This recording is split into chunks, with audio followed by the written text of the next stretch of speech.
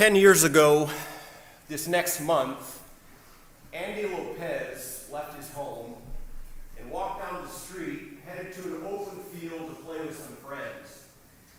Andy had a look-alike assault rifle that represented it looked like an AK-47. It was actually a airsoft gun, but it didn't have the required orange tip on the barrel. And as Andy was walking along the road, there was a vehicle that passed him, and a man called out to him and said, "Put your gun down, there are police behind me." And Andy kept walking.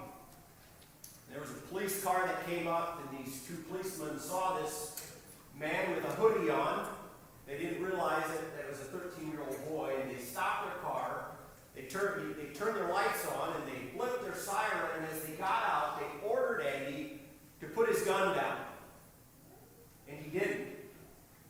And as he turned and started to raise it, the policeman shot him and killed him instantly. I don't really know what all transpired in that story. I don't know. We don't know, did Andy hear what was asked of him to lay the gun down? But if he did hear and didn't obey, it cost him his life that day. It cost him his life if he heard.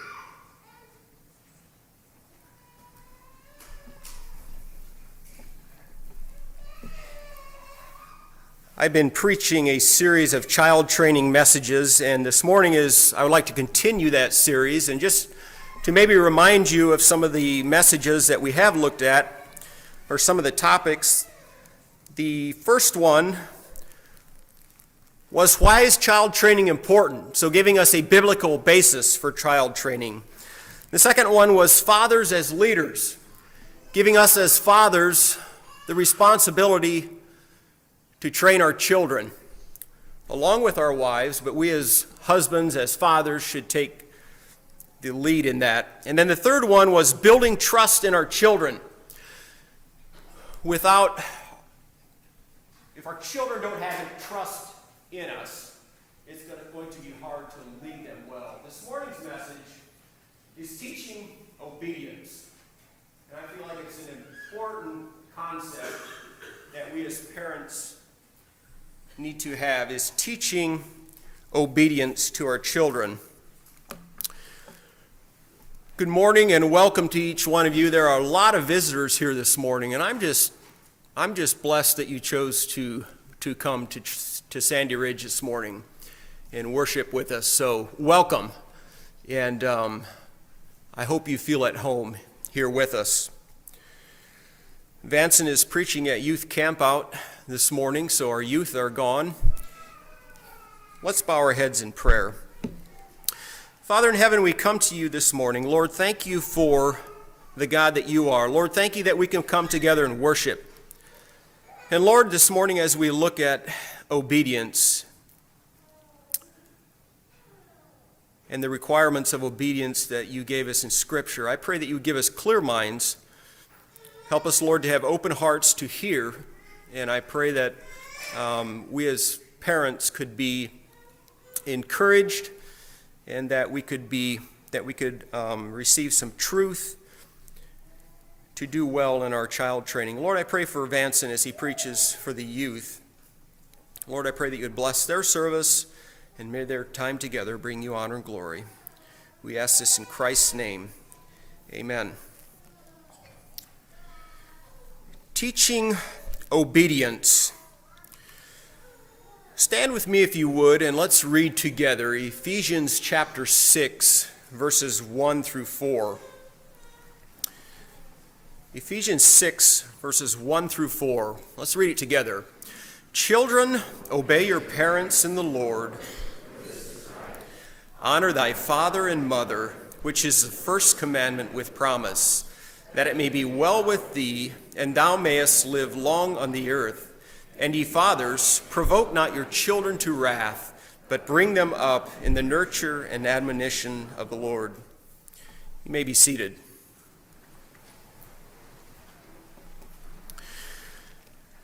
There are two things that are required of children in this passage. What are those two things?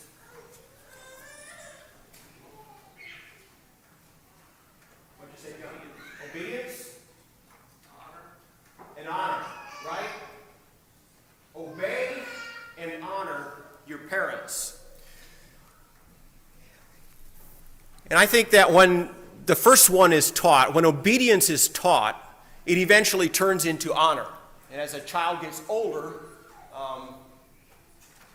they begin to honor their parents. They begin to respect them. They want their input in their lives. Children obey their parents in the Lord. And I don't know how you find it, but as a parent, I often struggle knowing, well, is my child old enough to teach a certain concept? Or at what point should I expect obedience from them? And I personally struggle with that. I don't know if you have or not. But it seems like when you don't have children, it's very clear in your mind that at a certain age why you should expect this. But when you have a family and suddenly your children grow up, and you become a little questionable. Well, is this expecting too much of them, or should I be expecting this? And so I want to clarify that. These are my thoughts, but I believe that when a child is old enough to blatantly disobey, they're old enough to know how to obey. And so if a child is willingly, if you tell them not to touch something and they go up and they observe what's going to happen with mom and dad, they're old enough to know that they should obey. And so maybe that can be a little bit of something that we can gauge it by. So if a child is old enough to blatantly disobey, he's also old enough to obey.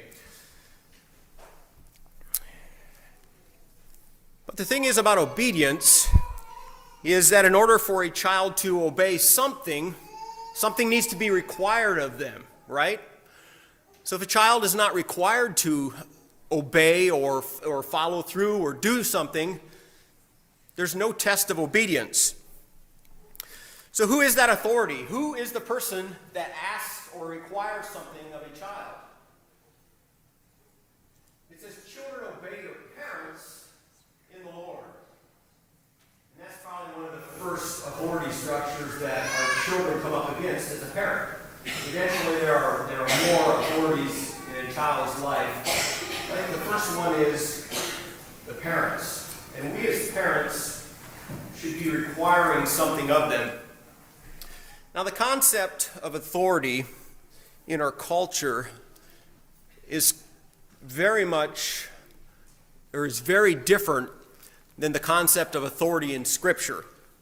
And I want to point that out. The culture around us is repulsed at the idea of authority. They are repulsed at the idea of somebody telling them to do something. And along with that, the culture around us also repulses the idea of being an authority. And so I don't want to listen to someone else. I also don't want to tell someone else what to do. And so there's a breakdown of what I believe is biblical authority. And I think that has affected us, and it affects the way that we think about authority. And I think sometimes as Christians, we can get a misconstrued concept of what authority is like. Authority in God's design, in the way that God has designed it, is a good thing. It's not oppressive. It's not domineering, but it's a loving authority. And so let's keep that in mind as parents. We should be an authority that our children can respect and listen to. So why is the parent in authority? The parent in this passage, God is telling children to obey their parents, obey and honor. There's something required of them. But a child doesn't on their own come to that realization. And by the time they're old enough to come to that realization, it's too late to teach this concept. And so we as parents need to teach our children before they even understand the whole concept of I'm a child and there's an authority. We begin teaching them to obey. That when mom and dad say something, that it means something. And if they don't obey, there are consequences. It gives them a foundation for later in life, obeying other authorities. Obedience and honor need to be taught. I believe in verse 4, it gives fathers that responsibility, and also parents. And as fathers primarily, for sure, but our wives should also, they also have that authority to teach the children and to require something. Fathers provoke not your children to wrath, but bring them up in the nurture and the admonition of the Lord. Teach them. Teach them to be obedient. So we are the ones that are called to give teaching and to teach obedience. And as parents, we should lead with a clear, consistent authority so our children know what to expect. Do I require anything from my children? Is it right for me to expect obedience from them? Is it right for me to assume and to expect when I ask something of them that they're going to obey it? Ted Tripp, in his book, Shepherding from the Child's Heart, I don't know how many of you are familiar with this book. We did a book study from it quite a few years ago here at church, but it's an excellent book. And in this book, he makes this statement, and he said, some people argue that children learn to be decision makers when their parents allow them to make decisions. So the idea that how else will children know how to make the decisions if they don't make them? That's what some parents believe. Versus, children will be good decision makers when they observe parents modeling and instructing wise direction and decision making on their behalf. So there's two different concepts, and I believe the first one is not a biblical concept where I just allow my children to make all their own decisions, and as long as I agree with their decisions, I allow them to make it. But I think following through with Ephesians 6, chapter 6, verse 4, where we as fathers and parents are supposed to be instructing, we're supposed to be bringing them up, gives us authority to help our children make good decisions and to model for them what a good decision looks like. For the best of them, for the best of those around them. And it teaches them to make good decisions when we come alongside of them and help teach them that.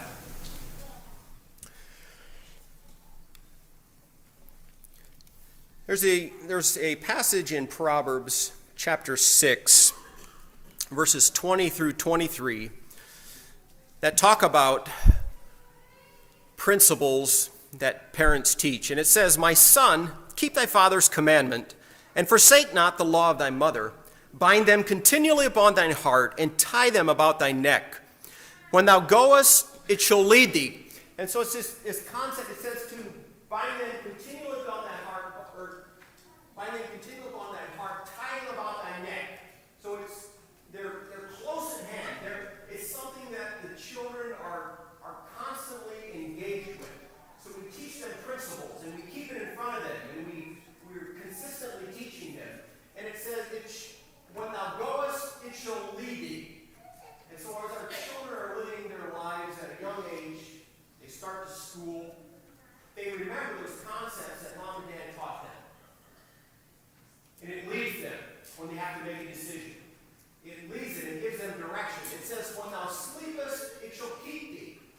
And so maybe they're not making big decisions in life. Maybe they're just living out their lives, and it's pretty even plain, but it keeps them. It gives them direction for those times even.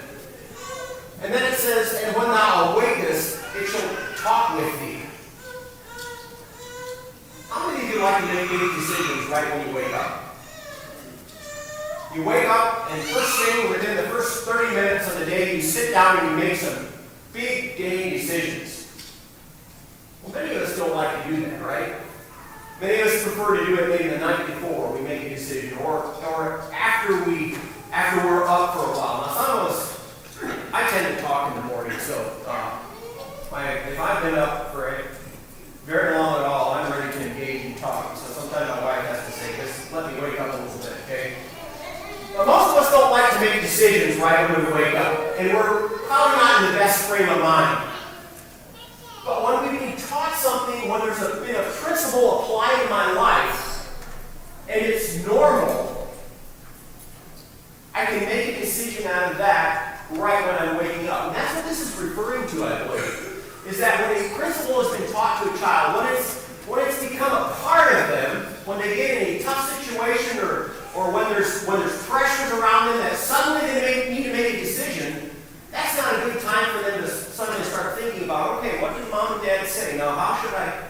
But when it's a part of who they are, they just make that decision naturally. It's part of their being. It's second nature. When thou wakest, you shall talk with thee.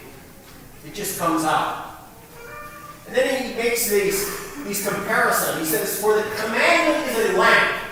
And so the commandment, I believe, is the instruction that is given. It's the requirements that we give to our children. That commandment is the lamp. A lamp is the object that could be sitting here that is going to give light, right? But the commandment is the lamp. In order for there to be a light, there must be a lamp. And then it says, and the law is the light that comes out of that lamp. So there's a command given, and the law, or the basis of our command, gives light. It helps them see. In the original writing, the law is Torah. So it's another word for the truth, the laws that were given. The law is light, and the reproofs of instruction are the way of life. The reproofs of instruction. So we give the command, we have the law, and then we reprove. When the command isn't followed, when it's not clear, we reprove and we give direction, and we help our children in life to know how to apply the law that was given to them. And so we assist them. We help them understand. We maybe have to go into further detail and explain what was asked. We can actually go back into Scripture and explain, well, the reason that you don't hit is because we're told to be kind. We're told to love other people. It's not just you don't hit because that hurts. You want me to hit you? I'll show you how it feels. But it's bigger than that. There's a law that we're commanding. There's a law that we're giving. There's a commandment that follows the law, and this is how you should live it out. So giving them clear direction. All through the New Testament, the doctrine of obedience is seen. There are many things that are required of us. In fact, Paul, in some of his writings, made comments. And he said, if he was speaking to the churches, and he said, if the churches, if they don't hear or obey, he said, step away from them. If there are people in the church that won't hear what I say and don't obey my words or what's being said, he said, remove yourself from them. He's constantly giving us direction to obey. The whole Christian life, the idea or the concept of the Christian life is obedience to Christ, following Him, laying down myself, and obeying what He asks of me. We see that throughout the New Testament. And actually instructing and expecting obedience from our children is for the best of them. It's not just something for me. It's not just for the best of the parents, but it's for the best of my children also. It's not always easy to ask obedience of them, but it's for their best interest. Okay, I'd like to give some hands-on ways of teaching our children obedience. And the first one is to give clear instructions. Give clear instructions when we ask something of our children. Ask only what you intend to have obeyed. And so be careful not just to throw out all kinds of instructions. Well, I'd like for you to clean the van today. And then, well, you know what, we don't have time after all, so let's skip that. Oh, the child decides, Mom told me to do it, but now she says I don't have to do it. Well, that was nice. So think through it a little bit. As parents, for me sometimes just to throw out an instruction, and sometimes I think, that probably wasn't the best instruction. So put some thought into something that we're asking of our children. Ask only what you intend to have obeyed. The second one, don't exaggerate expectations. Be aware of the age of your children and what you can expect from them.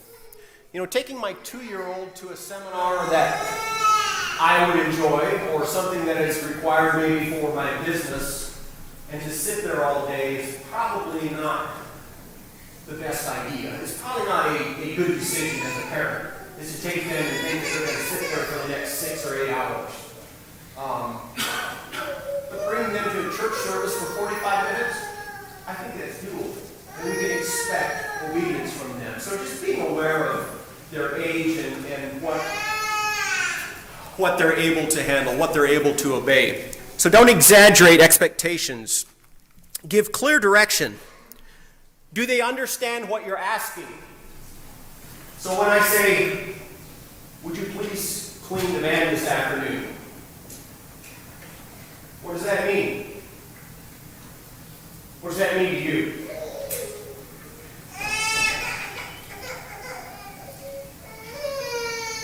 Carl. Vacuum the floor to the extent that there's no dust when I rub my hands over the carpet. Use a Norwex rag to wipe the dash and a window rag to wash the windows. Very good. Actually, I wanted it washed. We swept it last week. I leave it on the outside also. Excellent. Do you understand what I mean? So giving a general, asking something generally of them, would you please clean the van, doesn't give a child enough direction to know your expectations. So maybe giving them clear direction, saying, I want you to clean the van this afternoon. Will you please vacuum it and dust? In our house, this starts at probably age 5.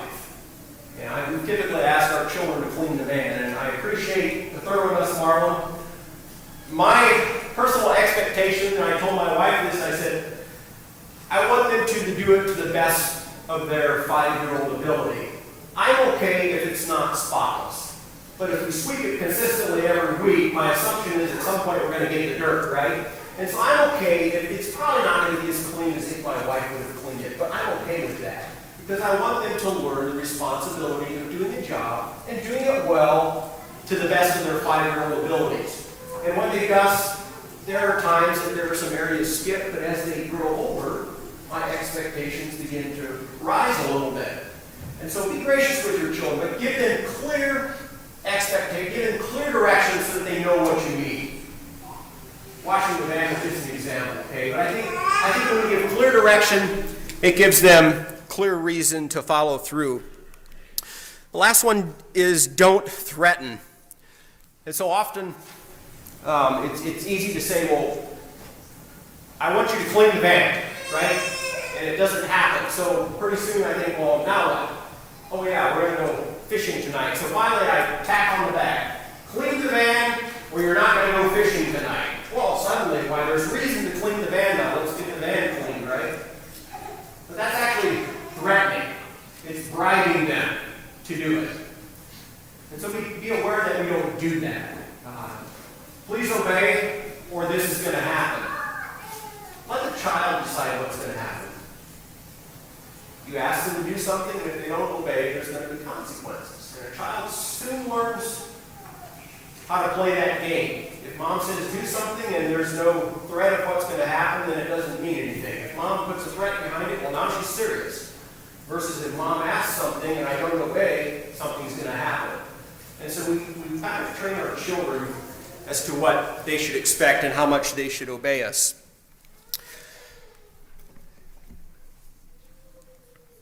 You don't need to warn your child that you're going to discipline them if they don't obey. That's just the result.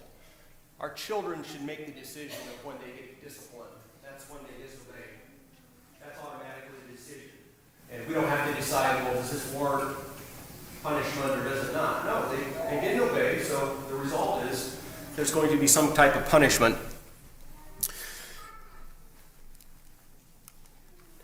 Number 2, so the first one is give clear instructions. The second one is expect obedience. And I'd like to look at 4 characteristics of biblical obedience. The first one is immediate obedience. Again, not threatening, not bribing, not waiting until suddenly I'm all worked up and this hasn't worked and they haven't listened, but expect immediate obedience. Delayed obedience is disobedience. So teaching a child that when I ask you to do something, the expectation is that within a reasonable amount of time, which is fairly shortly, they're going to follow through and obey. Immediate obedience. Second one is complete obedience. Hold them to the details. So when I gave clear instructions to sweep and dust the van, and the van isn't dusted, there's a problem. So hold them to complete obedience, fulfilling what has been asked. Like I said, the van is maybe just a good example here, but you place it in whatever scenario you have. But when you ask a child to do something, expect complete obedience, following through. The third one, without challenge. You know, there's often, Mom, why? We just cleaned the van last week. So without challenge, just when a child is constantly challenging, constantly asking why, and dragging it out, there's no reason to engage and argue with your child. It takes two to argue. And as parents, I don't think we should ever argue with our children. I think we can discuss things. If our children ask, well, Mom, didn't we just clean the van last week? Yeah, we did. But the school parking lot is really dirty and it got dirty this week. Let's clean it again. Okay, that's reason enough. So I think that's good. That's healthy. It's a dialogue. We don't just have to say, clean the van. But there should never be this thing of where I'm arguing with my child how dirty the van is and should it be cleaned or not. As a parent, there's no need to argue. I said, I asked you to clean the van, and let's do it. So don't argue. Without challenge.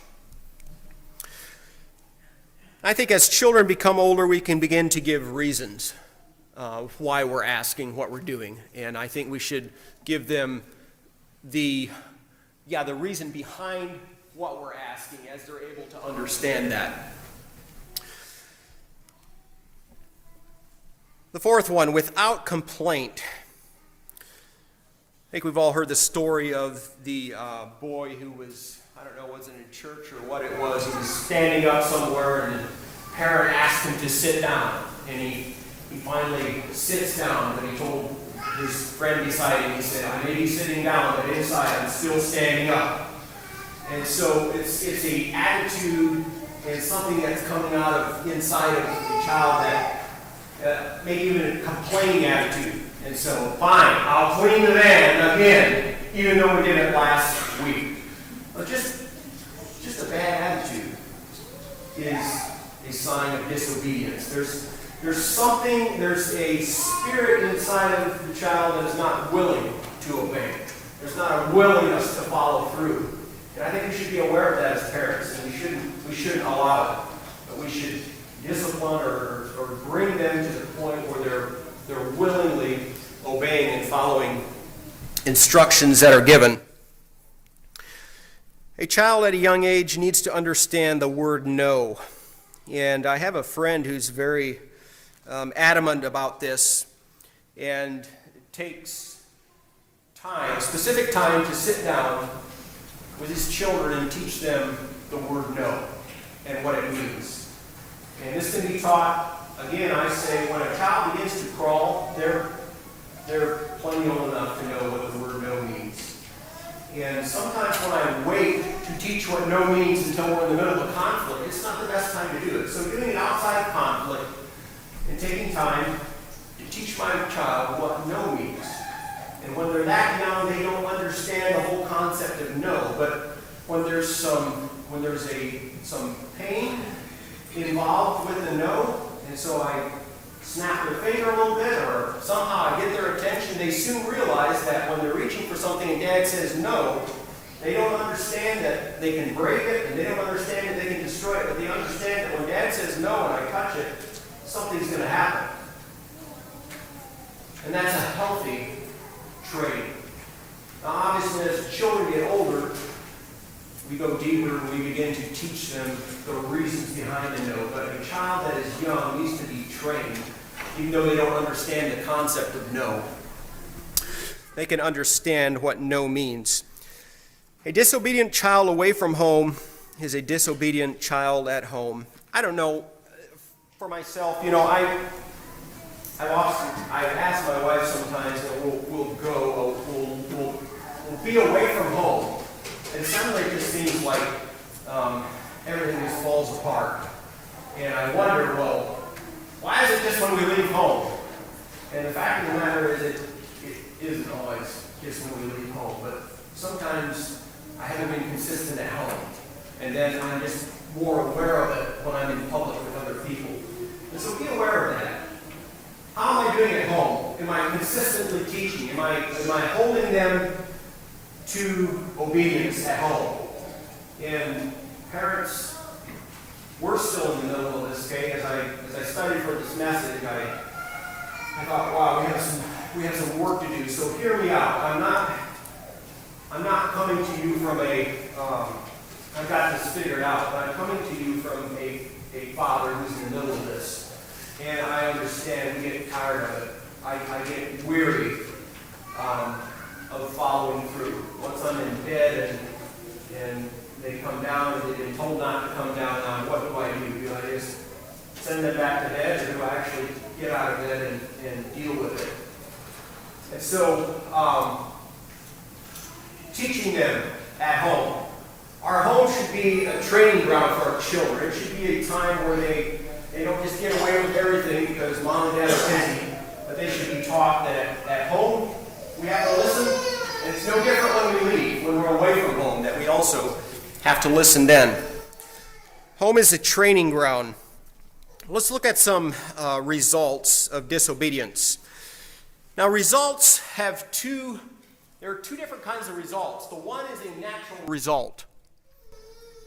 So, Johnny is told not to swim in the river. Maybe a better example would be Johnny is told not to stand up in the canoe.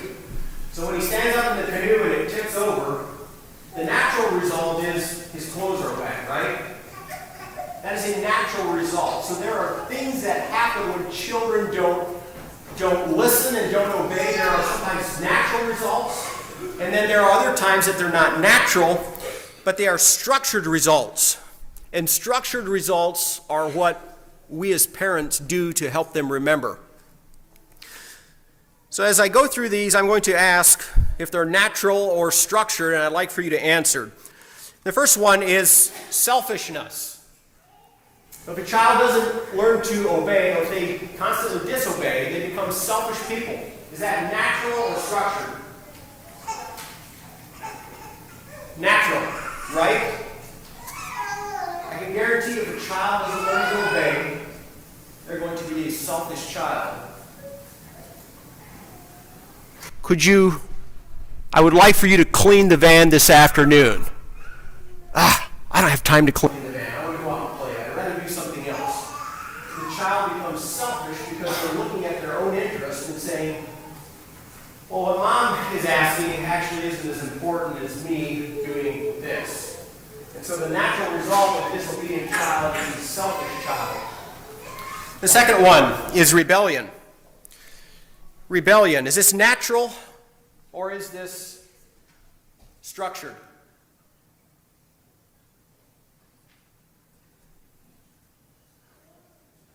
It's natural.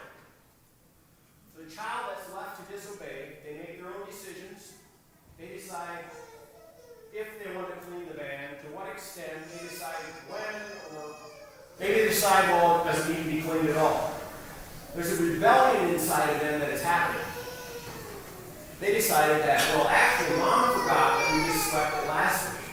Can't believe she forgot that. So I'm not going to sweep it this week. It doesn't need to be swept. I checked it. It doesn't need to be swept. I'm not going to clean it. We don't need to dust it. And so there's a rebellion that goes on inside of them. And the idea of the van, as the child grows older, it just gets bigger and it gets worse. And so now mom and dad ask their teenager not to, you fill in the blank. And a child decides, and not a child anymore, a young adult now decides, well, actually, mom and dad don't know what's best because da da da da da. And they make that decision. So there's a natural result of disobedience, and that is rebellion. Next one is chaos and frustration. Is this natural or structured? Structured. Natural. Maybe both? Yeah, so some of the result of not being obedient is just chaos in the home and in the family, right? And so that's natural. Whoever said that. But as parents, we've allowed that to happen, and so we've kind of structured our home to be a chaotic home, and we don't expect disobedience. And so maybe we're both responsible. I didn't help them do that.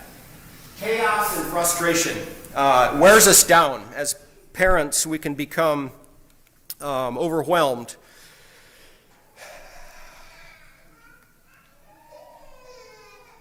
A disobedient child that has left his own whims is demanding and bold. And so if a child is just allowed to make all their own decisions, do everything they want to do, they become demanding and bold, and at some point their whims will be crossed. And this spells misery for all. So at a certain point, maybe our children are they're left to make their own decisions. They can decide, does the van get clean, does it not? We just tell them, it's your responsibility, you just watch it and do it whenever you think it needs to be done. And then suddenly at some point we look and we decide the van is really dirty. When did you clean it last? Well, last month. Okay, now we need to clean it. But Mom, you said I make my own decisions. I decide. And so then we have chaos. And so it's better if we are consistent, give instruction, and follow through so that we don't create chaos.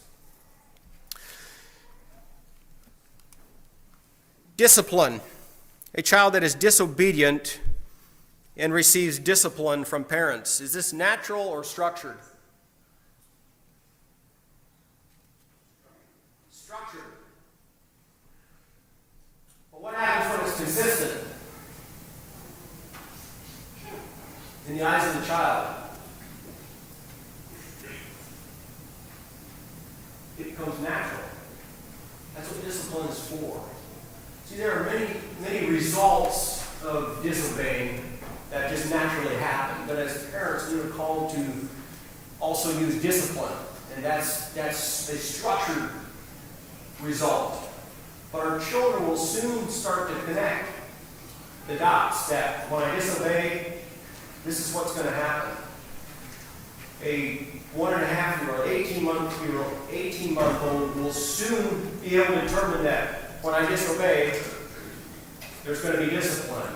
They don't understand that when I disobey, I'm actually rebelling. They can't understand that concept.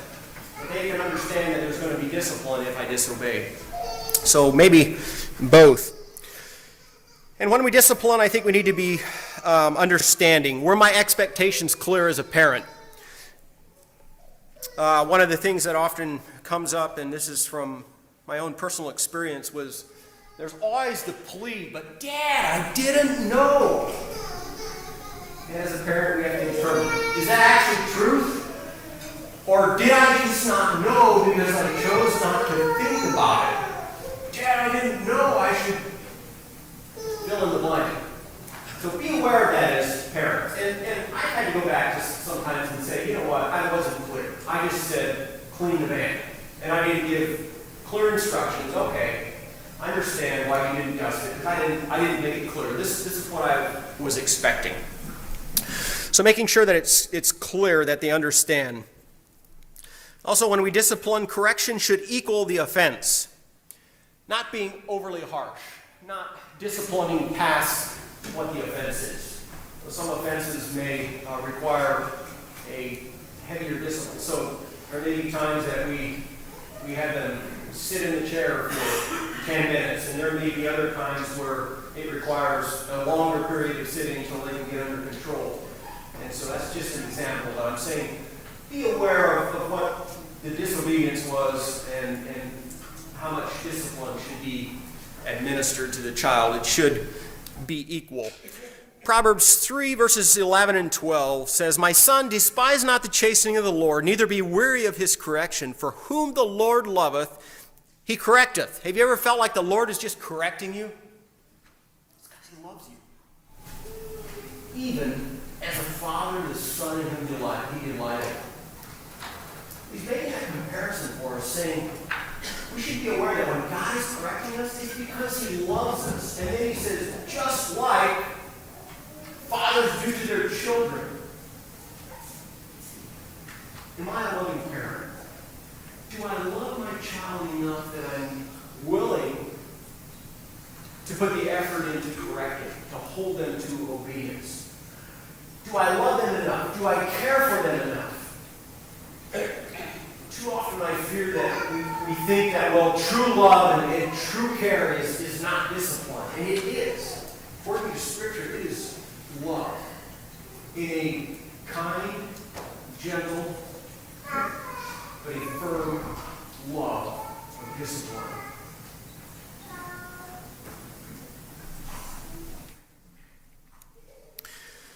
What are some of the results of obedience? The first one, protection. It can be a physical protection. The Andy Lopez story that I shared earlier.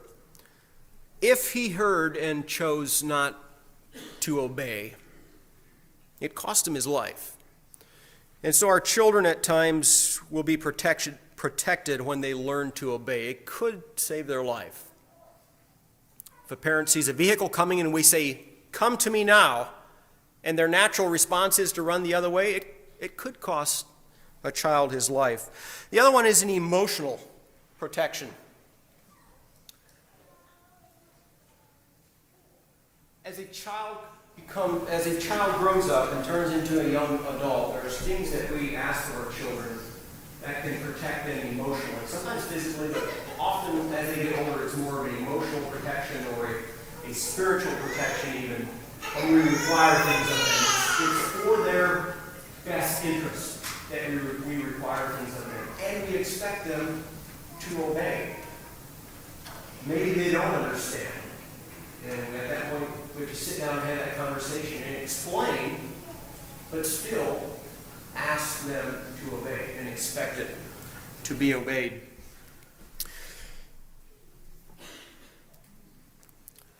Okay, I was going to compare these also to structure these as natural or structured. So protection is probably a natural. The second one is honor and respect of others. Is this natural or is this structured?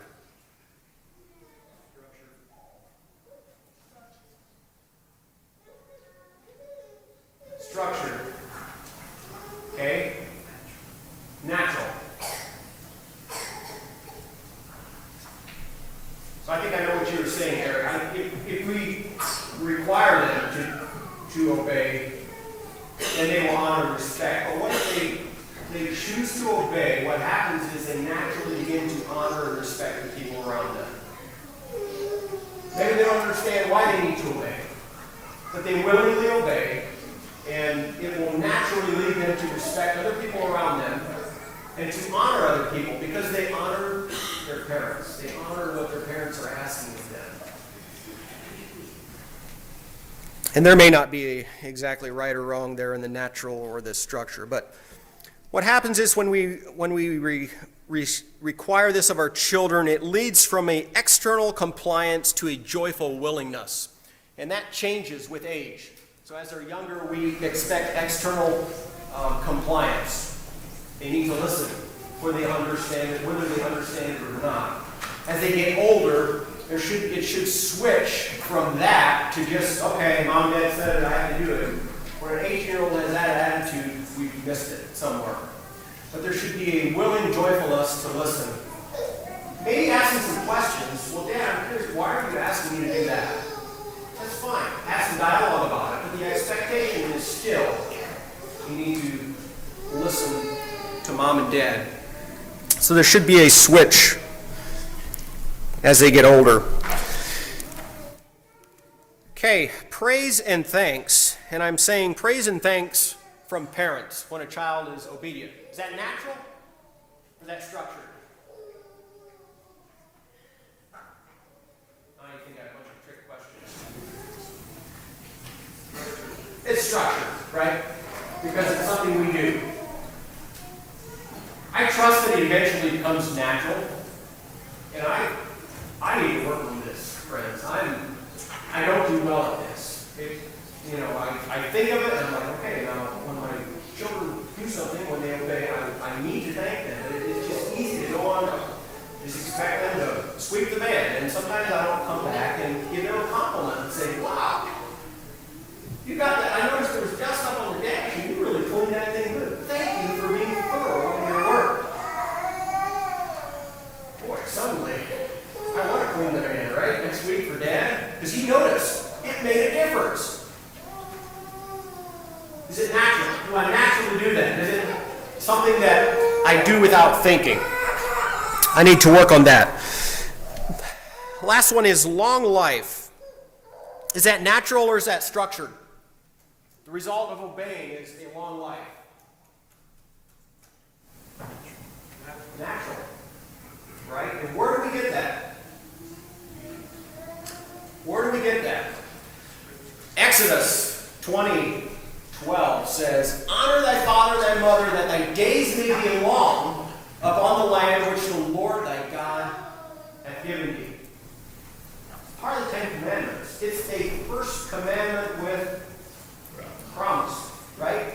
It's the first commandment that was given that said, if you do this, you will get this, long life. Honor your father and your mother, and these are going to be the results, is long life.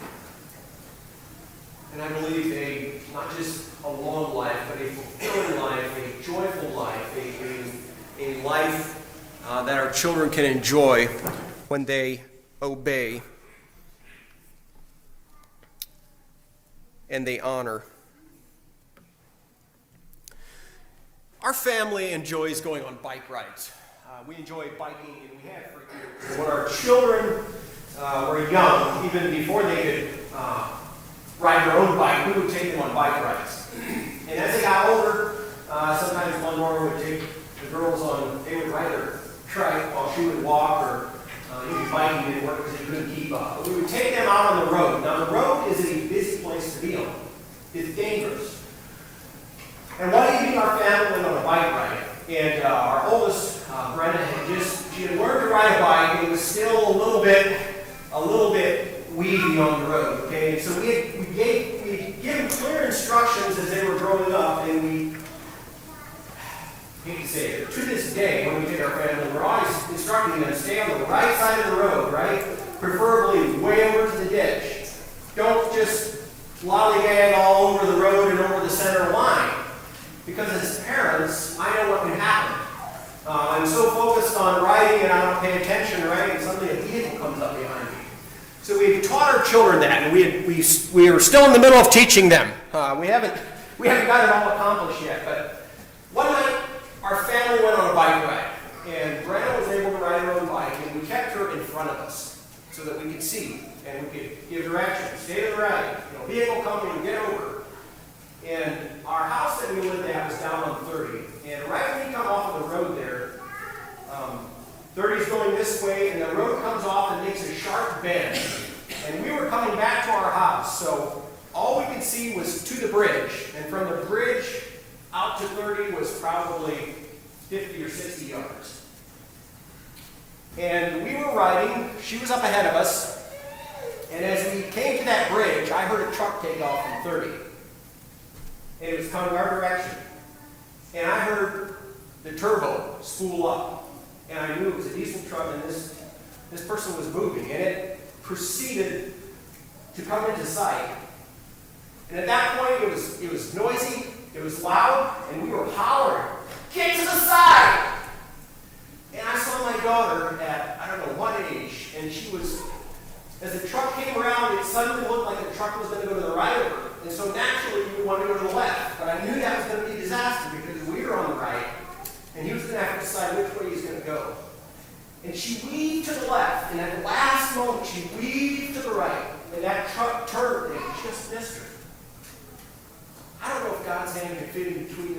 front. Somehow he protected her. And the driver of that truck got out and stood like this in the road, holding his head. He couldn't believe what had just about happened.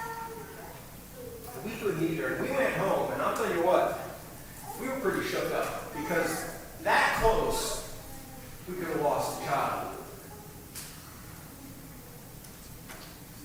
I believe in God's protecting hand. But I also believe that some instructions and expectations previously helped save her life. At that moment, she was just waking up as such, like we talked about. She was in no position. She didn't have the time to make the decision of, which side of the road do Mom and Dad usually say I should ride on, okay? But we had expected and we had taught and we had drilled, stay on the right side of the road. And at that last moment, she made a decision to go right. And it was the right decision. And it saved her life. Where are your children at? Do they know which side of the road to ride on? Do they know what's expected of them?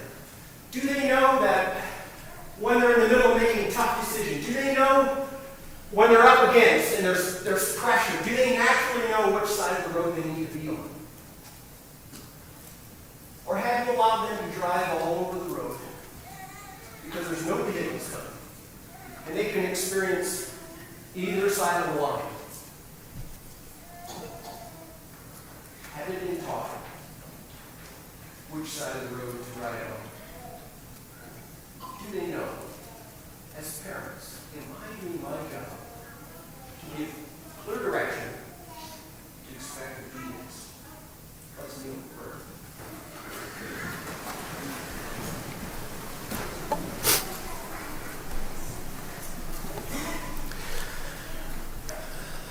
Father in heaven, we come before you this morning. Lord, thank you for clear teaching in Scripture. Lord, thank you for our children. And Lord, I pray that you would give us the energy, give us the self-discipline to teach them well. Lord, I pray that you would first of all help us as parents to be obedient to the things that you require of us. And may that be an example to our children. And I pray that they would learn from that example. Lord, help us to be consistent and to do well in our